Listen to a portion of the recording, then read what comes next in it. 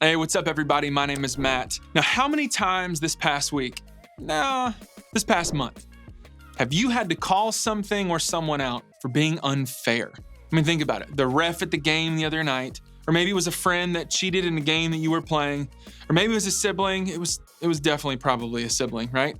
For getting special treatment or doing something you didn't love. The list could go on and on and on. When we see unfair things happen, it can bring up a bunch of different feelings or a bunch of different emotions for a bunch of different people. And so I want you to think for a minute.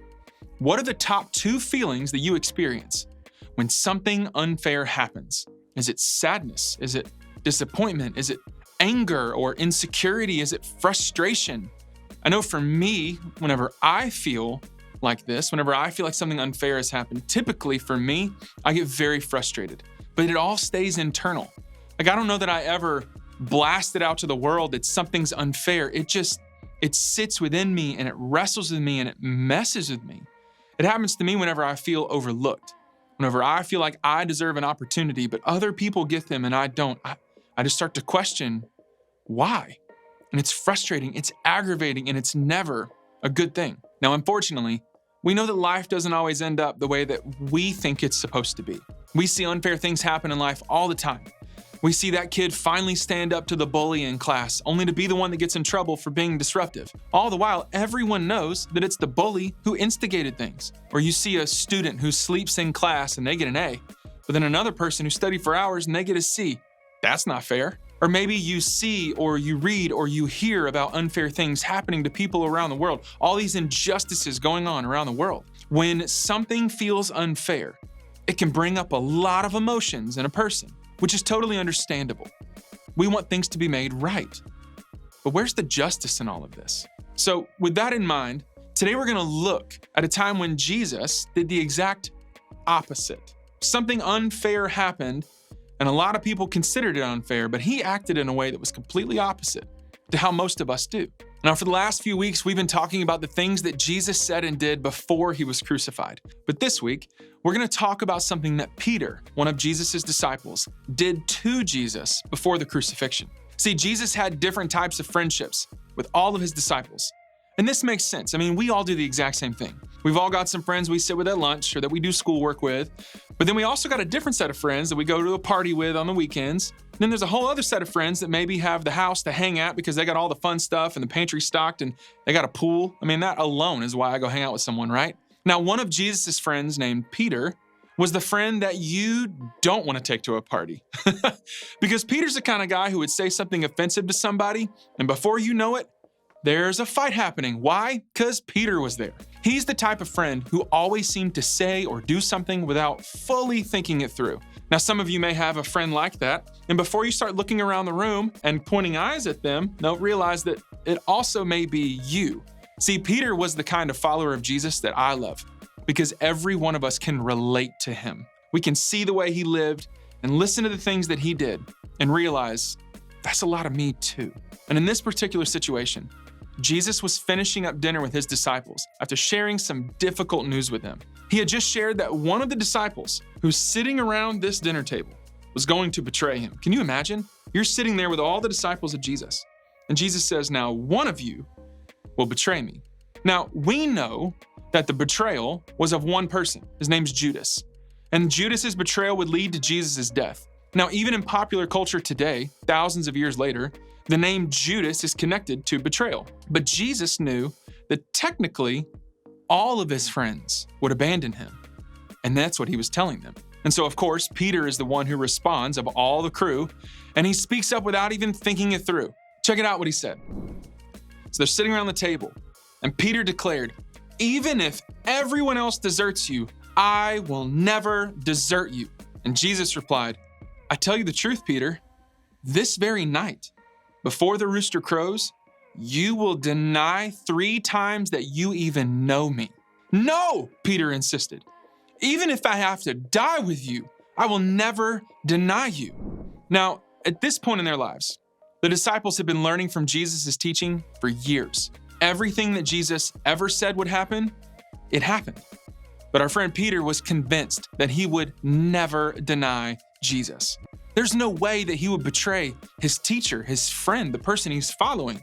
But just a few hours later, while Jesus was going through a frightening trial that would lead to his death, Peter was approached by some townspeople who asked if he was one of Jesus' disciples.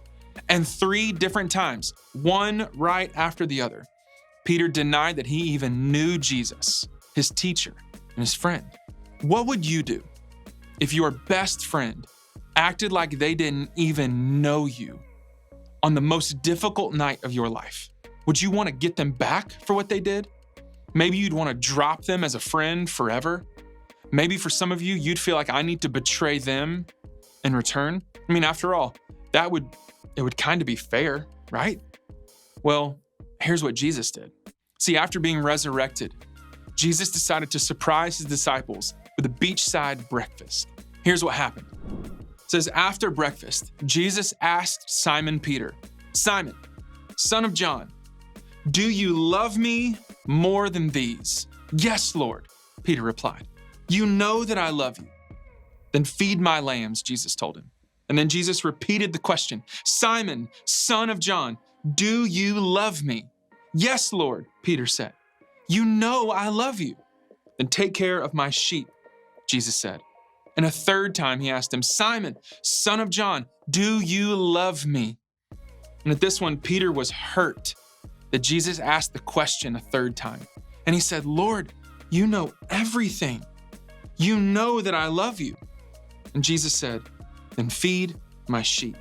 See, Jesus was showing Peter that their relationship, it could be restored. And plus, he was trying to encourage Peter to go and lead and care for other people that would follow him in the days ahead. Jesus made sure to restore the friendship back to the same solid place it was before the denial. It would have been totally fair for Jesus to respond to Peter by not even acknowledging his presence, or by losing his temper with Peter, or by lecturing him in that moment. After all, Peter totally betrayed him. But instead, Jesus confirmed that Peter still loved him. And then he reestablished that friendship just like that. How totally, absolutely, and completely unfair. Jesus' response was 100% unfair in the best way possible. Technically, what Jesus did by befriending Peter again, it wasn't fair. But the word unfair has picked up a really negative meaning today. And so another word to describe the way that Jesus treated Peter is grace. Grace is being unfairly good to someone who doesn't deserve it. That was the situation between Jesus and Peter. Jesus was unfairly good to Peter on that beach after the resurrection. And it's an example of how God treats us as well. God's grace is unfairly good. Even though we're not perfect and we mess up daily, God is always willing to extend grace for the sake of that relationship that we can have with him. I mentioned earlier about how unfair situations can bring up many different feelings within us.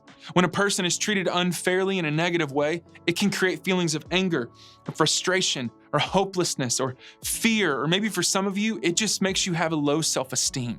Well, grace can also stir up different feelings as well. But the difficult thing about grace is how easy it is. Grace is a gift that's given when you don't deserve it.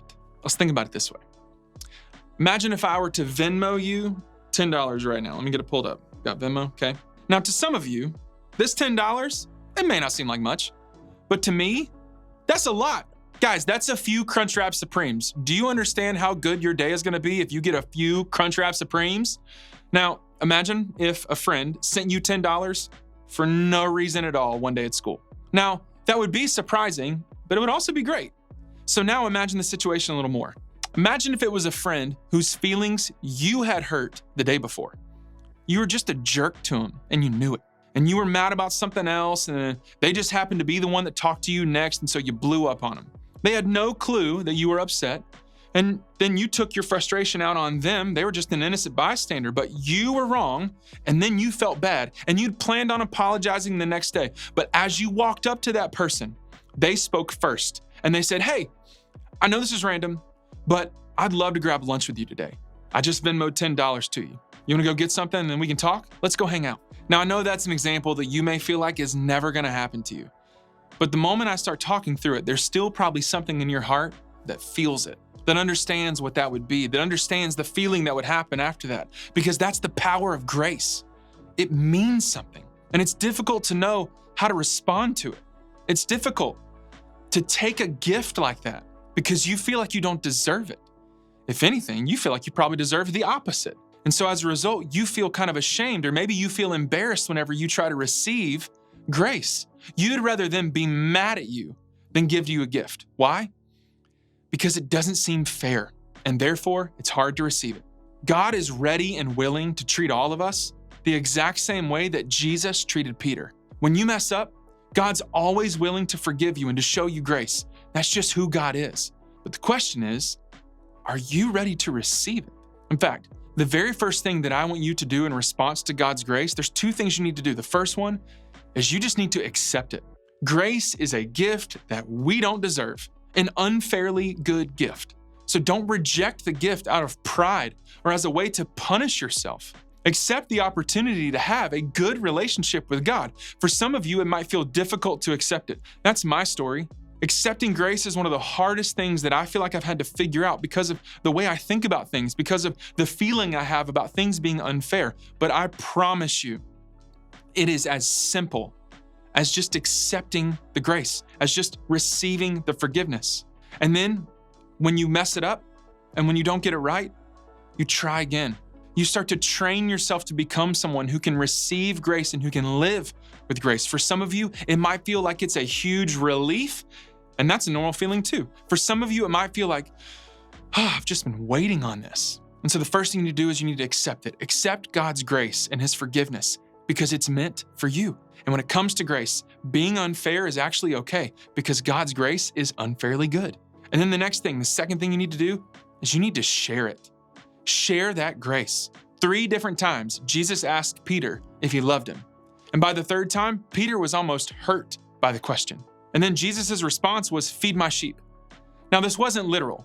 This was Jesus actually giving Peter an assignment to take care of not a bunch of animals, but to take care of all the people that Jesus loves and that He cares for as well. It's the kind of assignment that Jesus gives to everyone that has a relationship with Him and chooses to follow Him, to go and feed His sheep, to go and share the grace. See, God gives the exact same grace that Peter was given to us, which means that our job is also the exact same.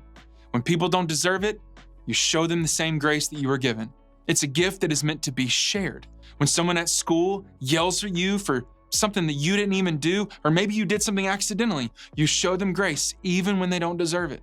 When a friend makes a mistake that upsets you, show them grace even when they don't deserve it. When you tell your sibling a secret, and then they immediately put it on blast to someone else or everyone else in your family, show them grace, even when they don't deserve it. Maybe you got a friend who flex on you at a party, you show them grace, even when they don't deserve it. Every situation that can happen where something unfair happens to you, you show them grace, even when they don't deserve it.